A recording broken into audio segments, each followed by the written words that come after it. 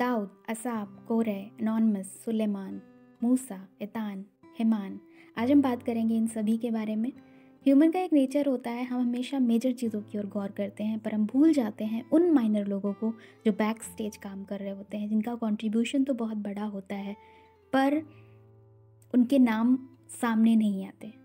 तो आज हम बात करेंगे कुछ ऐसे ही लोगों के बारे में। भजन संहिता, साम्स, बाइबल की एक बहुत खूबसूरत, बहुत ही महत्वपूर्ण और बहुत ही लार्ज नंबर पे लिखी गई किताब है और इस किताब में 150 चैप्टर्स पाए जाते हैं। तो आज हम बात करेंगे भजन संहिता के बारे में, उनके राइटर्स के बारे में, उनके नंबर ऑफ राइटिंग्स के बारे में। विदाउट एनी फर्दर चलिए शुरू करते हैं। राजा दाऊद। दाऊद हिब्रू नाम है और इसका अर्थ होता है बिलव्ड, प्रिय। और जब हम पहला राजा उसका 11वां अध्याय और उसका 12वां पद पढ़ते हैं तो हमें साफ साफ पता चलता है, लिखा हुआ है कि तो भी तेरे पिता दाऊद के कारण मैं तेरे वंश में ऐसा न करूँगा। यहाँ पर सुलेमान के पतन की कहानी है कि किस तरीके से सुलेमान का राज्य ढाने लगा और चीज़ें खराब होने लगी। तो यहोवा ने दाऊद को याद करके ये वाली बात बोली है। तो ये बात साफ होती है कि यहोवा के लिए, परमेश्वर के लिए दाऊद कितने इम्पोर्टेंट हैं। राजा दाऊद की कहानी हम सब जानते हैं। राजा दाऊद ने भजन संहिता में 73 चैप्टर्स लिखे हैं, लेस देन हाफ 73 चैप्टर्स उन्होंने लिखे हैं and it is very large number of writing. तो यस, राजा दाऊद का एक बहुत बड़ा कंट्रीब्यूशन भजन संहिता में हमें देखने को मिलता है। सेकंड नंबर पे आते हैं असाप। असाप का अर्थ होता है लोगों को इकट्ठा करने वाला, गैदरर ऑफ पीपल। और कमाल की बात यह है कि उनका काम भी कुछ ऐसा था, वो वर्शिपर थे, आराधक थे, राजा दाऊद के समय में भी, राजा सुलेमान के भी समय में भी।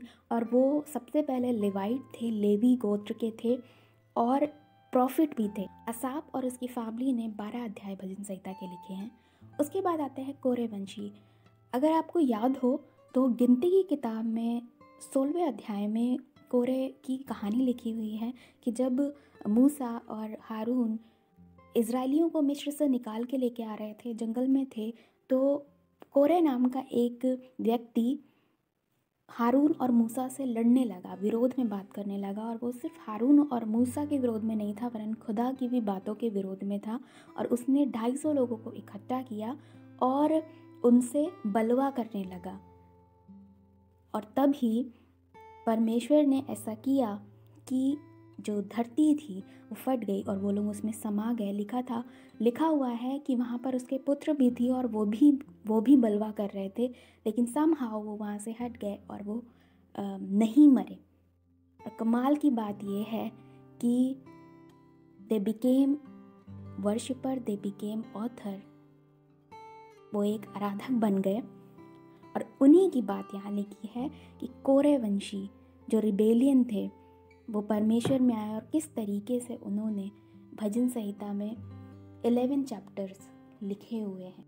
उसके बाद आते हैं एनॉनमस। एनॉनमस किसी का नाम नहीं है वरन उन अनजान लोगों के नाम को डिस्क्राइब करने के लिए दिया गया है, लिखा गया है कि उन्होंने अपना कंट्रीब्यूशन भजन संहिता को लिखने में दिया, बट वो कौन थे, कहाँ के थे, कैसे थे, ये आज तक स्कॉलर पता नहीं लगा पाए हैं। पर एक बहुत ही लार्ज नंबर की राइटिंग भजन संहिता में इन लोगों ने लिखी है।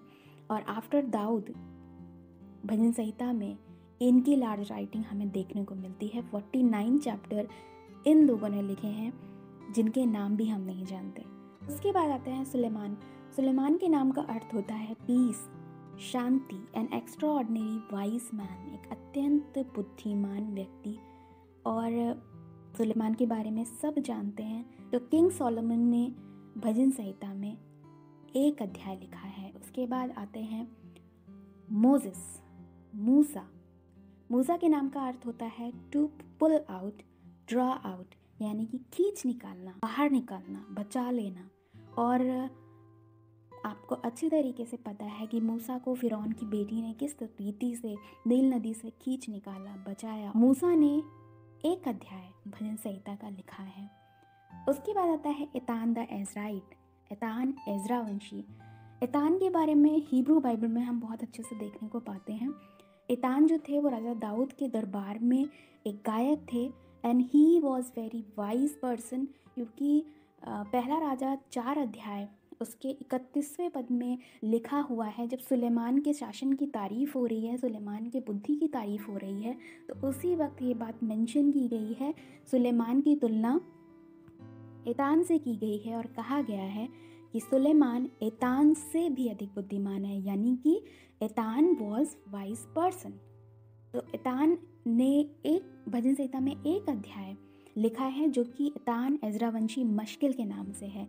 Last but not least, Heman the Ezrahite, Heman the Ezrahite. Heman जो थे राजा दाऊद के दरबार में, राजा दाऊद के भवन में 3 लेवी थे, उनमें से एक लेवी हेमान थे और हेमान ने भी भजन संहिता में एक अध्याय लिखा है। तो ये थे भजन संहिता के ऑथर्स। आज के लिए बस इतना ही, मिलते हैं नेक्स्ट वीडियो में। और थिंग आपके लिए होमवर्क है, मैंने आपको भजन संहिता के राइटर्स के बारे में बताया, उनकी नंबर ऑफ राइटिंग के बारे में बताया, लेकिन जानबूझकर ये नहीं बताया कि उन्होंने कौन कौन से अध्याय लिखे। तो अपनी बाइबल उठाएं, पढ़िए, देखिए और उसके बाद मुझे कमेंट सेक्शन में ज़रूर बताइए कि आपने कितना सीखा।